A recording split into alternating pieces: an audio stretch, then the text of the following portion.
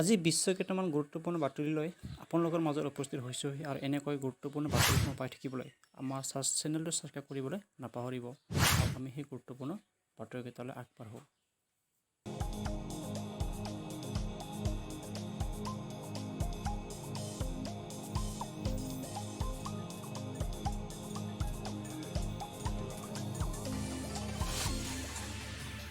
এক বটল পানীৰ দাম ৩,০০০ টকা আৰু এক প্লেট ভাতৰ মূল্য ৭,৫০০ টকা। ভোকে পিয়াহে মানুহৰ কি অৱস্থা হৈছে ইয়াৰ যেন কল্পনা কৰিব নোৱাৰি।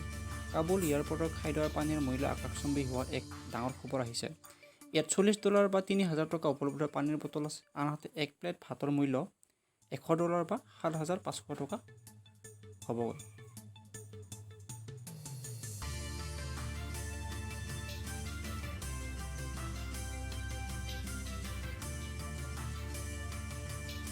তালিবান আফগানিস্তান দখল কৰাৰ পিছতে এই দেশত সকলো সলনি হৈছে। অধিক সংখ্যক মানুহ কেৱল কেনেবাকৈ দেশ এৰিব বিচাৰিছে। আফগানিস্তানলৈ যোৱাৰ মাত্ৰ এটা উপায় আছে, কাবুল বিমানবন্দৰৰ ইয়াত নিৰাপত্তা আমেৰিকান সৈনিকসকলৰ সৈতে আছে। কাবুল বিমানবন্দৰত লাখ লাখ লোকৰ ভিৰ আছে যিয়ে আফগানিস্তান এৰিব বিচাৰে। পৰিস্থিতিটো হ'ল যে লোকসকলে বিমানবন্দৰত ভোকে পিয়াহে থাকিব লগা হৈছে। ইফালে বিমানবন্দৰত খাদ্য আৰু পানীৰ মূল্য আকাশচুম্বী হোৱাৰ এক ডাঙৰ খবৰ আহিছে। ইয়াত $40 বা ৩,০০০ টকা উপলব্ধ পানীৰ বটল আছে, আনহাতে এক প্লেট ভাতৰ মূল্য $100 বা ৭,৫০০ টকা হ'ব। বিমানবন্দৰত যিকোনো পানী বা খাদ্য ক্ৰয় কৰিব লাগিব। আফগানিস্তানৰ মুদ্ৰা ইয়াত লোৱা হোৱা নাই, পৰিশোধ কেৱল ডলাৰ গ্ৰহণ কৰা হৈছে। এনে পৰিস্থিতিত আপুনি বুজিব পাৰিছে যে আফগানসকলৰ কেনে অসুবিধাৰ সন্মুখীন হ'ব লগা হৈছে।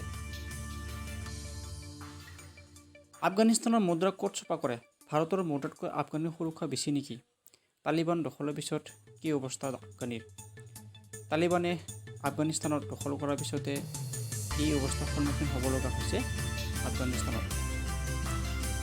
আফগানিস্তানত দখল কৰাৰ পিছত আফগানিস্তানৰ মুদ্ৰা আফগান মূল্য হ্ৰাস কৰাৰ আশংকা বাঢ়িছে। কিন্তু আপুনি জানেনে আফগানিস্তানৰ নোটবোৰ ক'ত ক'ত ছপা কৰা হয়? ইয়াৰ সুৰক্ষা ব্যৱস্থা ভাৰততকৈ বেছি নে কম?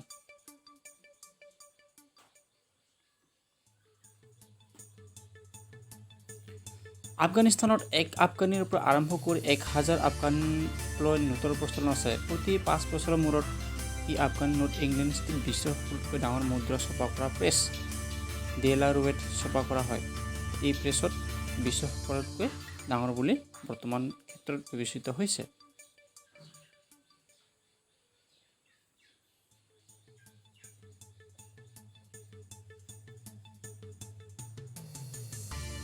আফগানী নোটৰ ডিজাইনো ব্ৰিটেইনৰ কোম্পানীটোৱে কৰে। এই সুৰক্ষা ব্যৱস্থা ইমানেই লিখিত যে আফগানী নোটৰ জাল ভাৰতীয় টকাৰ হিচাপত আফগানীৰ মূল্য হৈছে ১০০ টকাত ১১৫ আফগানী। এই মুহূৰ্তত আফগানীৰ মূল্য ভয়ংকৰভাৱে কমা নাই।